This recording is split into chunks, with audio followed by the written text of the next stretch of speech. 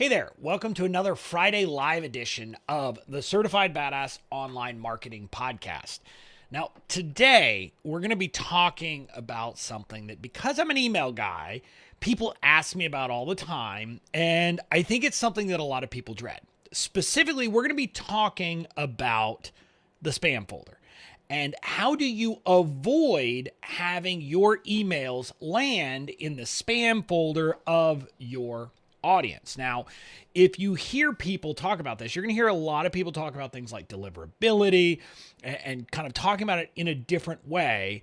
But at the end of the day, what we really care about as marketers is that our messages get through to our audience. And that means that it doesn't land in spam, because I don't know about you, but I don't go through my spam folder very often, and most people don't. So what we're going to be talking about is that. And spam folder stuff we're going to be talking about also applies to promotions, tabs, etc. So that's what we're talking about today, how to avoid landing in the spam folder. Before we get to the details here, though, and kind of get to the episode, I wanted to remind you, anyone who's listening to this live or the day it comes out, we are running a 2-day flash sale of Badass Email Marketing. So today is the last day of that. You can get access to my signature email marketing course, where I teach you how to kind of build an overall email marketing system that will make it easy to get people kind of into your world, warmed up from ice cold leads into red hot buyers, so they'll actually buy. People who went through the beta round got amazing results. One person shared with us that she 4x'd her results from her launch before the course. Others have talked about how they were afraid of sending sales emails. Now they sent email-only sequences for sales and got great results. So it's a great program. It's available today only. So if you're interested, head to bobbyklink.com/enroll. Again, bobbyklink.com/enroll. It's the last time the program is going to be available before it's evergreened, which is going to be a few months. And there's a bunch of great bonuses as well. So with that, I want to dive in to the substance of today's episode, which is how do you avoid the spam folder? And I have a couple of thoughts here. But what I want to start with is by pointing out that spam filtering for email it's a lot like SEO. And it's a lot like SEO in a lot of ways. And partly what I mean by that is that in the old days, the spam folder filtering was very kind of like robotic. And what I mean by that is it was like something where you could literally like just avoid the spam filter by avoiding certain things, because there were certain triggers that it was an on-off switch that would send you to spam or not send you to spam. And it was a very simple process, kind of like in the old days SEO, search engine optimization was all about, well, how many backlinks do you have? And they didn't care how many, or how many times can you stuff a keyword into your thing. Over time, though, on the internets, the systems have gotten smarter. And just like SEO, that's also true of spam folders or spam kind of monitoring and all that kind of happens automatically. And so for this, I'm talking about, spam filtering that happens at Gmail. I'm talking about spam filtering that happens by kind of Microsoft with its system, by Yahoo, by all of those systems. And this is all separate from like corporations will often have spam filtering and firewalls and things like that. But the way it's working now, just to give you a sense, anyone who tells you that there is some golden rule that all you have to do is X and you'll stay out of the spam folder doesn't know what they're talking about, because it's not that simple. What happens now, and the way that kind of systems figure out whether to put you into spam is kind of it's an algorithm. And it's not literally an algorithm, but it's kind of like the algorithms where there isn't a precise thing and we don't know exactly. And also, so you understand, Google wouldn't tell us what their test is, because they would not want spammers to be able to simply avoid their ways of doing it. So with that in mind, let's talk about what actually happens and what's actually affecting things. Actually, first, let me talk about something that doesn't affect things. If you hear people talk about the fact that there are spam words that will land you in spam, from every deliverability expert I've talked to now, that is simply not the case. That was the way of the world back then. But if you are otherwise not someone who's going to land in spam, using the word free or sale or anything like that is not going to put you in spam. Now, it might land you in promotions tab in Gmail because it's clearly a promotion, but it's not going to move you over to spam. So there is no such thing as a spam word that 50 words, and you'll see people talking about that. All that's BS. It used to be true, isn't true anymore. Nowadays, the most important factor that decides where your email lands is your sender reputation. And your sender reputation has to do with a couple of very important things. It's basically a comparison of the positive actions that people who receive your emails get versus the negative reactions. And let's talk about what positive reactions are. Positive reactions are things like opens, clicks, responses. And again, from every deliverability expert I've ever talked to, they say that responses are in many ways one of the most important and kind of best things to get. Because if you think about it, when someone clicks reply and responds to your email, that is one of the strongest statements that they are interested in what you're doing. So that is a huge positive engagement. So that's something that's very good. But again, it's opens, it's clicks, it's responses, things like that that show that people are actually interested in what you're sending. It makes sense, right? That's good stuff.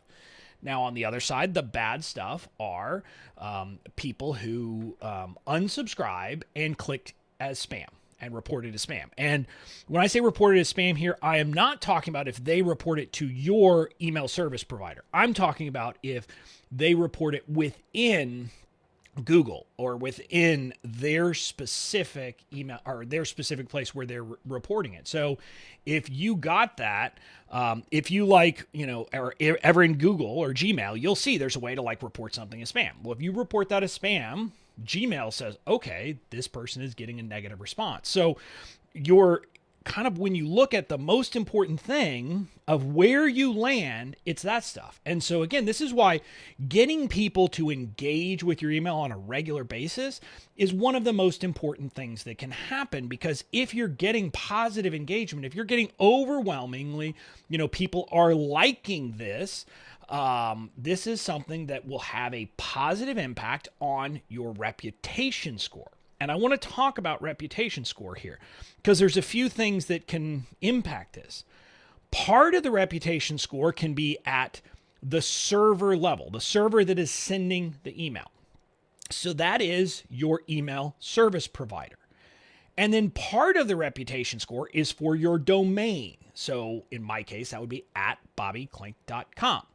And the systems are tracking all of this and looking at all these things. And so there's a couple of things there. So part of this is within your control, right? I mean, if your domain, hopefully you're the only one sending from your domain, so you control the reputation score of your domain. Your email service provider, not as much. This is why, some email service providers will have better deliverability than others because they do a better job at doing other things. And some of the email service providers where you have a problem is if they allow people to just mass import lists with no verification that they had permission or got consent.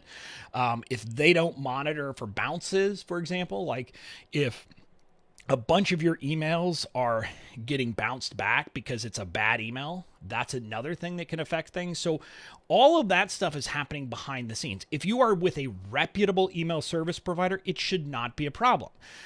We use Kartra. Kartra uses a lot of back-end systems that are automatically tracking stuff, automatically taking care of that.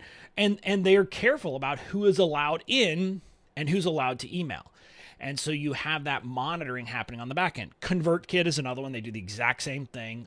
ActiveCampaign also doing those things as well. So all of the really highly reputable email service providers are doing that behind the scenes. So you're not going to have, or you shouldn't have, a huge problem with your email service provider's domain reputation. What you have to worry about is your own personal domain reputation. And that has to do with how much do people like your email? The more they like your email, the more they engage with it, the more you're getting positive reactions, the more that you're going to have kind of this positive feedback loop that helps things. So I joked with Katie when I was talking about this, because we're thinking about doing a blog, and we were talking about this would be like deliverability would be something to do in a blog post, because there's a lot of really dense information in some stuff. So we were talking about it, and I joked that when I think of email deliverability now and people who ask about it, I think of the movie Liar Liar, where if Jim Carrey's character represents people in all kinds of stuff, including in like criminal defense cases, evidently, and he can't lie. So at some point, like a client calls and says like, "How do I avoid going to jail?" or something like that, and like he answers the phone and says, "Quit breaking the law," and then he puts in arsehole, but not arse.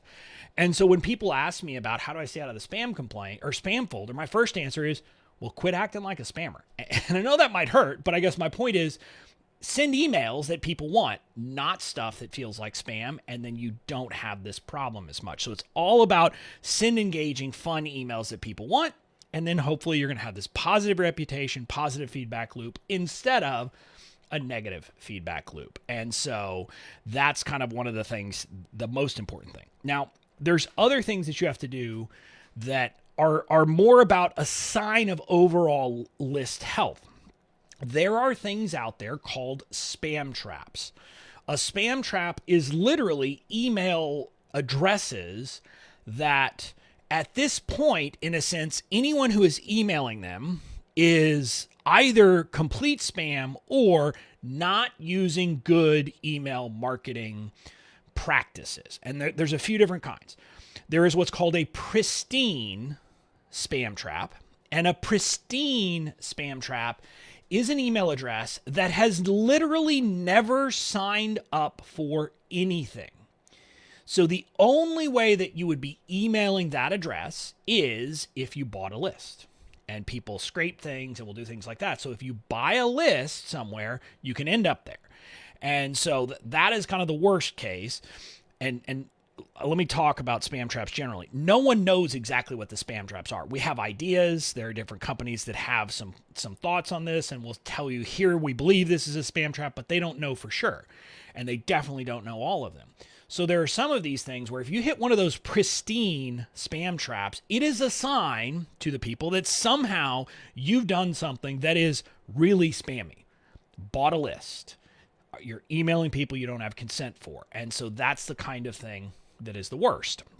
Then there are like misspelling spam traps. And so this is like some of the domains, like some Gmail accounts like Gmail and some of the other major ones will buy domains with misspelled names on purpose.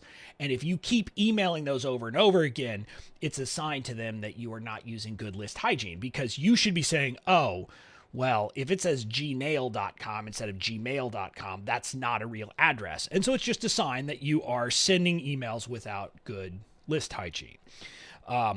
Bounces can be a problem. And what will happen is like, so when you send an email and someone, for example, has their email address is no longer valid because they closed down the domain or for whatever reason that address isn't valid. Depending on the system, there will be a certain period of time where when you send the email, it will bounce back and tell you this is not a valid email address anymore. And what you need to do is remove those from your list. And again, a good email service provider would be doing that for you. But the reason why it's important to do that is once that time period where they send you this bounce back ends, it will actually go through, and it's called a recycle trap. And again, this is getting very technical, but what will happen is, like, again, let's say it was a G Suite, a Google Suite email address, and I don't know the time period for Google, but let's say it's 18 months after the account's no longer active. If 24 months later they get an email, their system triggers it and says, okay, the sender of this email is sending spam. And so again, this is the kind of thing why I talk about you need to have list hygiene, which means removing people from your list. If you haven't emailed your list in a long time, you got to be careful, because you need to be doing it on a regular enough basis that you're getting this feedback about whether these addresses are valid or not. Otherwise, you land in spam traps. So basically, without making spam traps too big of a deal, as long as you are not buying lists and you are cleaning your list periodically and you're emailing your list periodically and you're using an email service provider that's going to automatically remove bounced back emails, it's not a problem. And if you're one of my subscribers who's had a problem where you got blacklisted before by Kartra, that was probably part of the problem. And I know one example, someone like literally his domain was like, turned off for a day and then turned right back on. Well, it happened to be that I had sent an email at that point. A good email service provider like Kartra will then blacklist that email address and say, we are not going to send another email to that email address because it's invalid. They don't want the kind of bounce back messages for reputation score for their servers. So a good ESP, what they will do is they will require that customer to email them directly from that email address that they got the bounce back saying, hey, please, take me off of this list of being blocked from your sender, and they will do it. So that'll give you some sense of why that is. Now, the last thing I want to talk about is technical, and I'm going to be very surface level here. I'm not going to go details. There are 3 kinds of technical authentication. One is called DKIM, one is called SPF, and one is called DMARC. They're all acronyms. DKIM and SPF you do not need to worry about from an email service provider because those are handled by your email service provider. So when I send you an email through my Kartra account, your system, whether it's Gmail or whatever, is reading header data and checking header data versus things that can be authenticated elsewhere, and they're doing it based upon the IPs and the server addresses for Kartra. So if you are using an email service provider, that is done automatically for you. You don't have to think about it. You don't have to worry about it. Now, you would potentially need to deal with that for your own emails, not email marketing. Like for me, when I'm just emailing through our G Suite account, having DKIM and SPF verification set up can help, not for email marketing, but just for standard emails. Now, DMARC is a bit different. And having DMARC, and I don't even know what it stands for, having that in place is in many ways the highest level of authentication, the highest badge of kind of checked back, highest level of approval, if you will. But there are some problems with it because what DMARC is doing is it is comparing the domain, so in my case, bobbyclink.com, and data that we have put somewhere on DMARC against both the domain information, but also the sending IP addresses. So in my case, Kartra. And this is where you have to be careful because we had an issue come up because we were having some issues with some of our just Gmail, not our Kartra, not our marketing stuff. We had some issues come up where for some reason, Katie's emails were not getting delivered. So my integrator emails were just disappearing. And so we were thinking there was some kind of issue. So we went to set up DMARC authentication on our domain.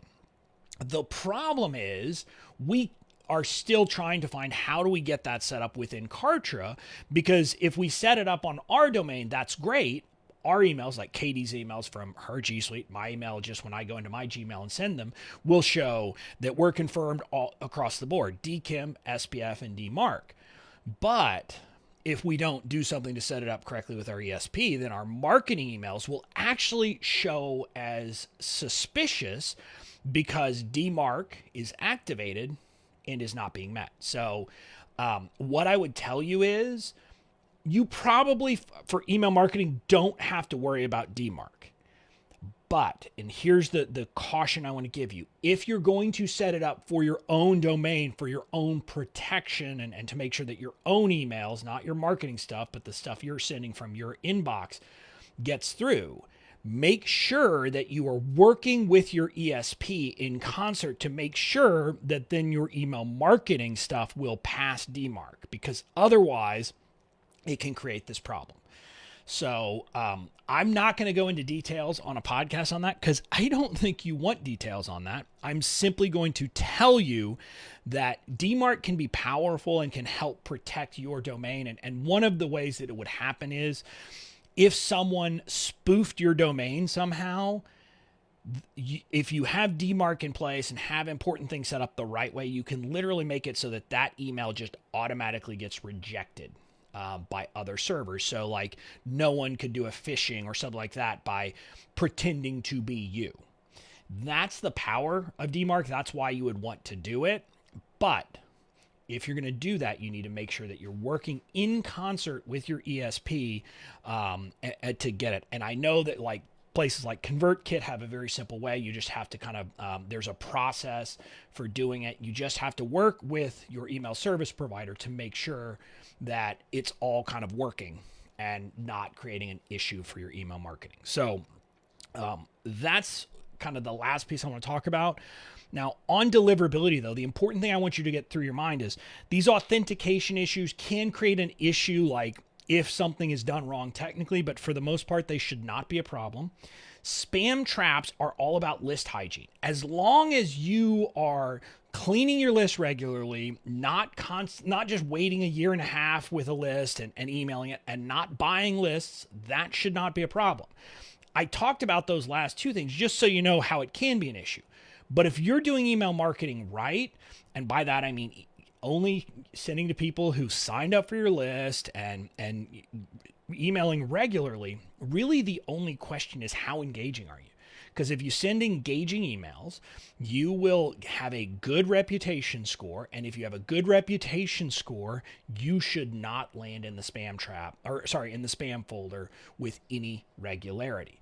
Now, again, if someone moves you over there, obviously they can do that manually, but you should not be landing in the spam folder generally. So in other words, send good emails and you should not be in the spam folder. So that's it for this episode of the Certified Badass Online Marketing Podcast. I'll talk to you next week.